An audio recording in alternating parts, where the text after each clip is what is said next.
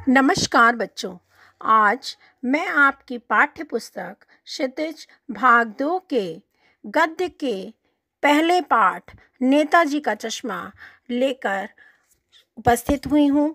बच्चों, मैंने अपने पहले वीडियो में हम लोगों ने नेताजी के आधे चैप्टर नेताजी का चश्मा पाठ के आधे चैप्टर को पढ़ा था। उसका शेष भाग आज हम पढ़ेंगे।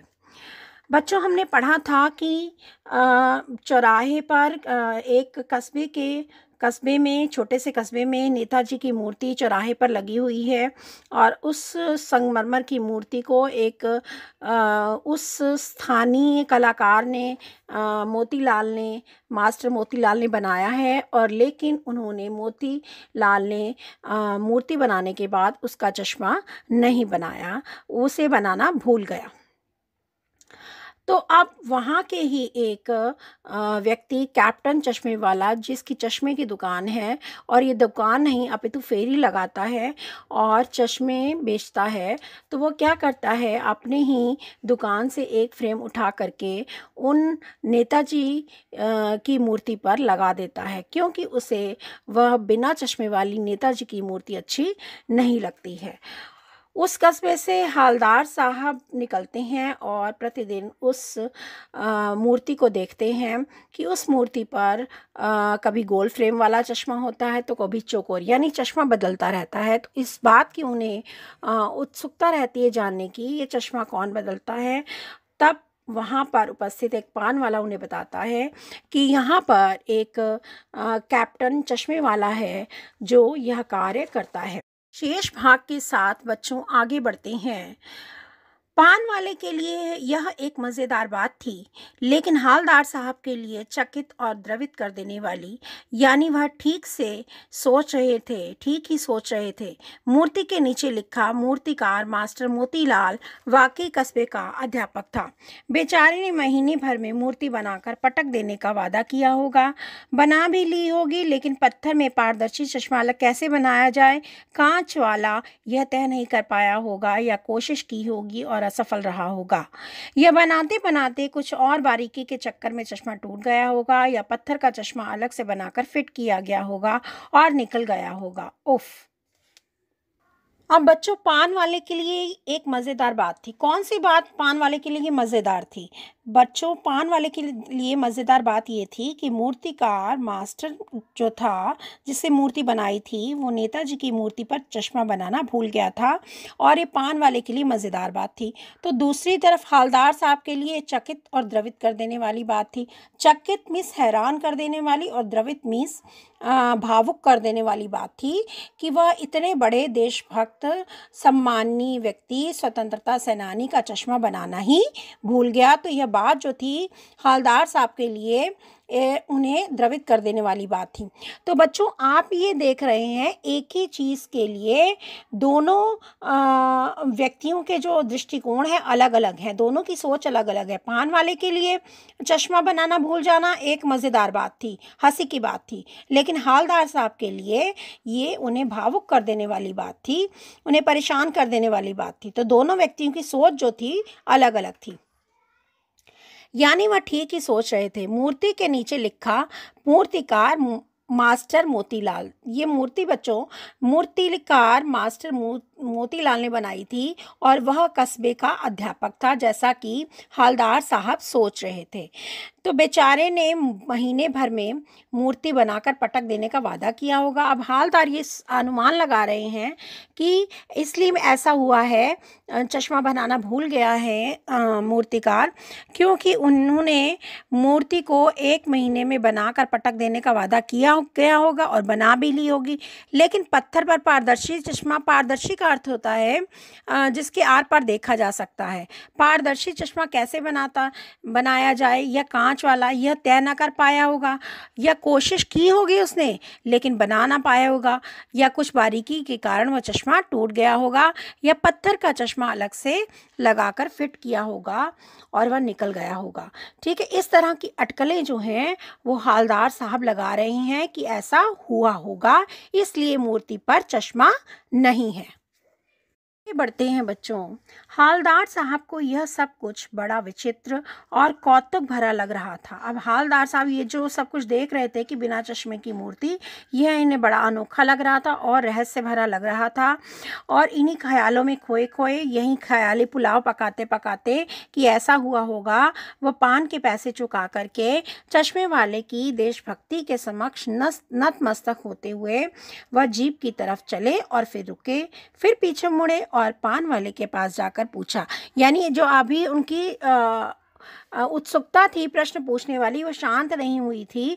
यद्यपि पान वाले ने उन्हें बता दिया था कि कैप्टन चश्मे वाला चश्मा बदलता है और इसकी अपनी फेरी लगाता है, इसकी दुकान है, ये रोज़ एक चश्मा उतार करके सुभाष चंद्र बोस जी की मूर्ति पर लगा देता है। लेकिन अभी भी उनकी उत्सुकता जो है समाप्त नहीं हुई थी। लेकिन उस चश्मे वाले के प्रति जो देशभक्ति की उनकी भावना थी चश्मे वाले की, उसके प्रति वह नतमस्तक हो गए थे। उनका सिर झुक रहा था उस चश्मे वाले के प्रति। तो वह फिर उस पान वाले के पास गए और पूछा, क्या कैप्टन चश्मे वाला नेताजी का साथी है या आज़ाद हिंद फौज का भूतपूर्व सिपाही है? तो उन्हें ये लगा कि इसका नाम कैप्टन है और इसके नाम से उन्हें ऐसा प्रतीत होने लगा कि हो सकता है कि ये कैप्टन चश्मे वाला आज़ाद हिंद फौज का सिपाही हो या नेताजी का कोई साथी हो, इसलिए ये चश्मा बदल देता है। ठीक है, आगे बढ़ते हैं। पान वाला नया पान खा रहा, पान पकड़े अपने हाथ को मुंह से 1.5 इंच दूर रोक करके उसने हालदार साहब को ध्यान से देखा, फिर अपनी लाल काली बत्ती सी दिखाई और मुस्कुरा कर बोला, नहीं साहब, वो लंगड़ा क्या जाएगा फौज में। अंडरलाइन कर लीजिए बच्चों इसको, वह लंगड़ा क्या जाएगा फौज में, पागल है पागल। वो देखो वो आ रहा है, आप उसी से बात कर लो, फोटो वोटो छपवा दो उसका कहीं। तो अब जो पान वाला था, अब उसके रेखा चित्र में बच्चों आप लिख सकते हैं यहाँ पर कि उसके मुंह में हमेशा पान ठुसा रहता था और उसकी जो बत्ती सी थी पान खा करके लाल काली हो चुकी थी। तो उसने फिर से कहा कि वो क्या जाएगा फौज में। तो पान वाले का जो दृष्टिकोण था वो उस कैप्टन चश्मे वाले के प्रति वो ये था कि वह उसे लंगड़ा, क्योंकि वो थोड़ा सा लंगड़ा कर चलता था, तो वो उसे कहता है, संबोधित करता है कि वह लंगड़ा क्या जाएगा फौज में, वो क्या फौज में जाएगा, वो तो पागल है, इसलिए रोज चश्मा बदलता रहता है। यानी पान वाले के दिल में दिमाग में उस कैप्टन के प्रति कोई सम्मान की भावना नहीं थी, कोई देशभक्ति की भावना नहीं थी। पढ़ते हैं बच्चों। हालदार साहब को पान वाले द्वारा एक देशभक्त का इस तरह मजाक उड़ाया जाना अच्छा नहीं लगा। हालदार साहब के मन में तो पान वाले के प्रति श्रद्धा थी, उसके प्रति देशभक्ति की भावना थी, इसलिए उनका मस्तक भी उसके सामने झुक रहा था कि वह रोज अपनी दुकान से एक नया चश्मा उतारता है और मूर्ति पर लगा देता है, क्योंकि उसे नेताजी के बिना चश्मे वाली मूर्ति अधूरी लगती है। मुड़ कर देखा तो अवाक रह गए, अवाक मीन्स हैरान रह गए एक बेहद। अब यहाँ पर बच्चों इस पूरे पैरा में कैप्टन चश्मे वाले का डिस्क्रिप्शन दिया है, रेखा चित्र दिया है किस प्रकार का व्यक्ति था। एक बेहद बूढ़ा मरियल सा लंगड़ा आदमी, सिर पर गांधी टोपी और आंखों में काला चश्मा लगाए, एक हाथ में एक छोटी सी संदूकची और दूसरे हाथ में एक बांस पर टंगे बहुत से चश्मे लिए अभी अभी एक गली से निकला था और अब एक बंद दुकान के सहारे अपना बांस टिका रहा था। आप इसको चित्र में भी देख सकते हैं, एक बांस पर उसने चश्मे लगाए हुए हैं। तो इस बेचारे की दुकान भी नहीं है, फेरी लगाता है। हालदार साहब चक्कर में पड़ गए, पूछना चाहते थे इसे कैप्टन क्यों कहते हैं, क्या यही इसका वास्तविक नाम है। लेकिन पान वाले ने साफ बता दिया था कि वह इस बारे में और कोई बात करने के लिए तैयार नहीं है। हालांकि अभी उनके मन में था, हालदार साहब के मन में, कि इसका वास्तविक नाम क्या है, क्या वास्तव में इसका नाम कैप्टन ही है, ठीक है, या ये आज़ाद हिंद फौज का कोई सिपाही है या नेताजी का कोई साथी है। ये सब बातें जो हैं अभी भी उनके दिमाग में चल रही थी। लेकिन पान वाला बताने को कुछ तैयार नहीं था। ड्राइवर भी बेचैन हो रहा था, काम भी था। हालदार साहब जीप में बैठे और फिर वहां से चले गए, यहीं सोचते सोचते। आगे बढ़ते हैं बच्चों। 2 साल तक हालदार साहब अपने काम के सिलसिले में उस कस्बे से गुजरते रहे, नेताजी की मूर्ति में बदलते हुए चश्मों को देखते रहे। कभी गोल चश्मा होता तो कभी चौकोर, कभी लाल, कभी काला, कभी धूप का चश्मा, कभी बड़े कांचों वाला गोगो चश्मा, पर कोई ना कोई चश्मा होता जरूर था। उस धूल भरी यात्रा में हालदार साहब को कौतुक और प्रफुल्लता के कुछ क्षण देने के लिए।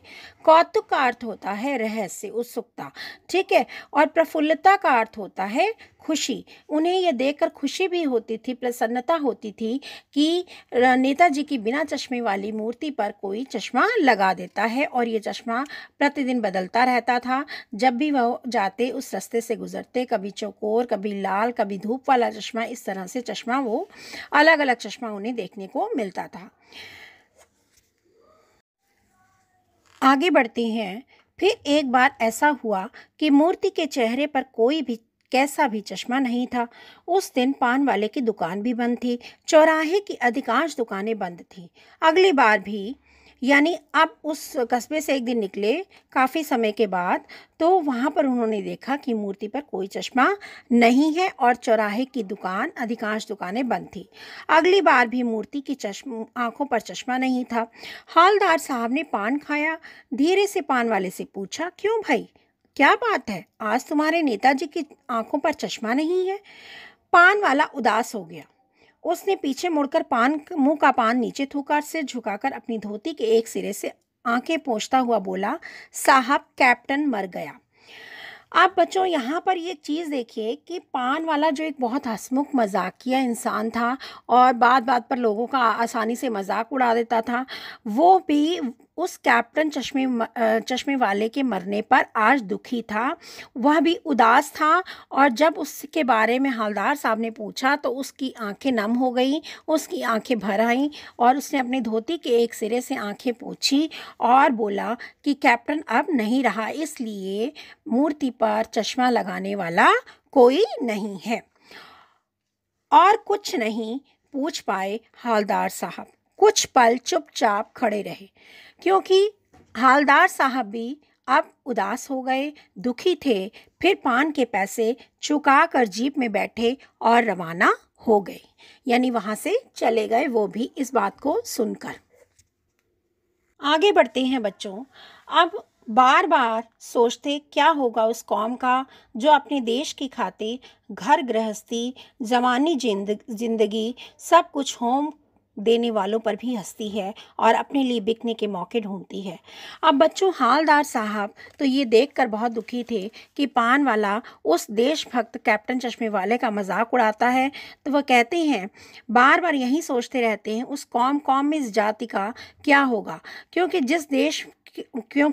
जिस कौम में देश की खातिर लोग अपने घर गृहस्थी को, अपनी ज़िंदगी को, अपनी जवानी को, यानी अपना सर्वस्व लुटा देते हैं, होम कर देते हैं, मीन्स बलिदान कर देते हैं, लोग उन पर भी हंसते हैं। ये इशारा जो था, ये पंक्ति जो थी, हवलदार साहब ने पान वाले को संकेत करते हुए कही थी। और अपने लिए बिकने के मौके ढूंढ लेते हैं।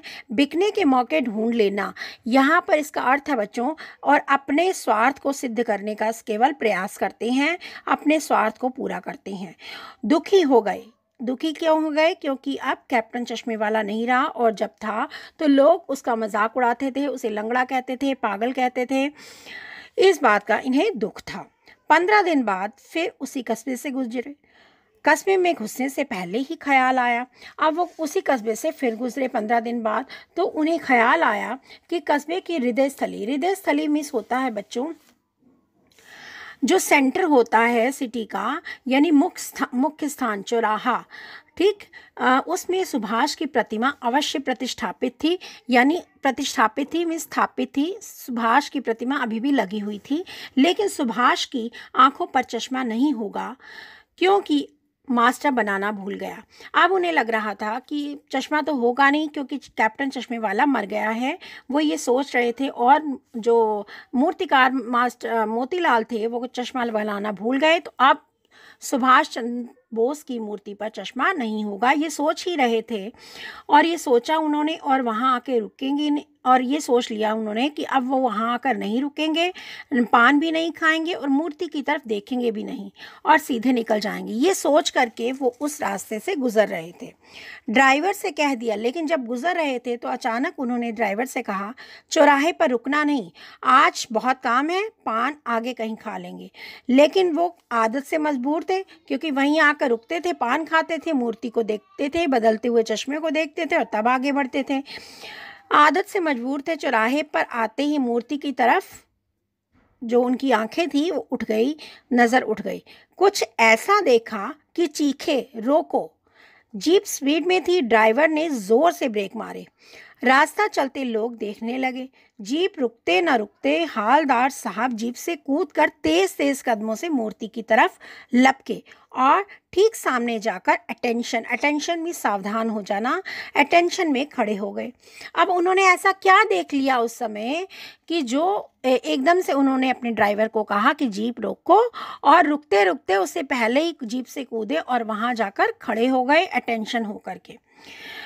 ये देखा बच्चों उन्होंने कि मूर्ति की आंखों पर सरकंडे से बना हुआ चश्मा, छोटा सा चश्मा रखा हुआ था। सरकंडा होता है बच्चों, घास होती है एक तरह की पतली, और इस घास का बना हुआ एक तीले से बना हुआ, घास के तीले से एक चश्मा बनाया था बच्चों ने, और उस चश्मे को सुभाष चंद्र बोस की मूर्ति पर लगा दिया था। ठीक है, मूर्ति की आंखों पर सरकंडे से बना छोटा सा चश्मा रखा हुआ था, जैसे बच्चे बना लेते हैं, और यह चश्मा बच्चों ने बनाया था। हालदार साहब भावुक हो उठे। भावुक का अर्थ होता है इमोशनल हो उठे, यानी उनकी आंखें भर आईं। हालदार साहब भावुक हो उठे। इतनी सी बात पर उनकी आंखें भर आईं और उनकी आंखों में आंसू आ गए। जो यहाँ पर हालदार साहब भावुक इसलिए हो गए थे, इसके दो कारण थे। पहला ये था कि कैप्टन के ना रहने पर भी कस्बे के बच्चों ने, वहाँ के युवकों ने नेताजी की मूर्ति पर चश्मा लगा दिया। इससे उनकी देशभक्ति प्रकट होती थी और उनकी देशभक्ति से वे भावुक हो उठे थे। और दूसरा ये कि उनका जो महान नेता जो सुभाष चंद्र बोस का सम्मान देखकर भी वे भावुक हो उठे थे। उन्हें लग रहा था कि अभी भी कैप्टन के मरने के बाद भी अभी भी देश के बच्चों में, आने वाली पीढ़ी में वह देशभक्ति अभी भी है जो नेताजी के प्रति अपने सम्मान को व्यक्त कर रही है। तो बच्चों यहाँ पर जो है आपका पाठ समाप्त हो जाता है, और पूरे पाठ में हमें देशभक्ति की भावना और देशभक्तों के प्रति सम्मान करना चाहिए, ऐसी शिक्षा हमें पूरे पाठ से मिल रही है। ना कि उनका उपहास उड़ाना चाहिए, उनकी हंसी उड़ानी चाहिए, क्योंकि देशभक्त अपना पूरा जीवन देश को समर्पित कर देते हैं। हमें उनके जीवन से प्रेरणा लेनी चाहिए। तो पूरे पाठ में बच्चों कैप्टन चश्मे वाले के माध्यम से लेखक ने देशभक्ति की भावना को स्पष्ट किया है। उन्होंने बताया है कि देश के निर्माण और विकास की प्रक्रिया में प्रत्येक नागरिक का, एक छोटे से बच्चे का भी अपने अपने तरीके से सहयोग होता है। इस प्रक्रिया में बड़ों के साथ साथ बच्चे भी शामिल होते हैं। देश के प्रत्येक नागरिक और इसकी सभी चीज़ों से प्यार करने वाला, देश की समृद्धि के लिए प्रयास करने वाला हर नागरिक, हर व्यक्ति देशभक्त होता है।